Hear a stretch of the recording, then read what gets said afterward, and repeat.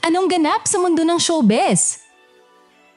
Nilinaw ng aktres na si Katya Santos na hindi pa dapat umasa ang mga tagahanga sa isang reunion ng Viva Hot Babes sa kabila ng matagumpay na reunion concerts ng Sex Bomb Girls.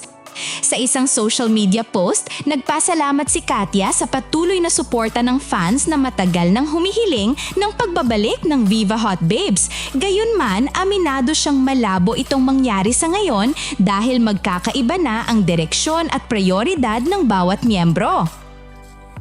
Unfortunately, we all have our own different paths to prioritize right now. We love the idea but it may not happen anytime soon, pahayag ni Katya.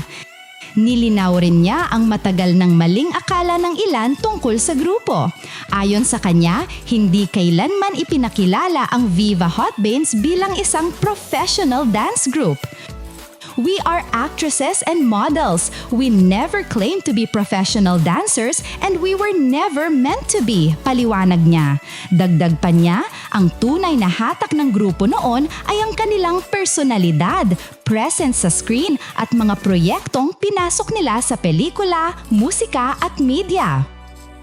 Para kay Katya, naging bahagi ng pop culture ang Viva Hot Babes hindi dahil sa hype o paghahambing sa ibang girl groups, kundi dahil kinatawan nila ang isang era ng kumpiyansa, individuality at fearless self-expression, mga bagay na hanggang ngayon ay naaalala at minamahal pa rin ng mga fans.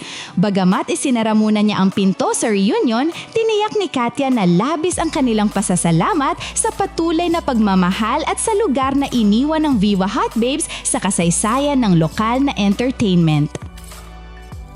Ang tanong, kung sakaling magbalik man ang Viva Hot Babes, dapat ba silang i-judge batay sa standards ng mga modern girl groups o hayaan silang bumalik bilang icon ng kanilang sariling era?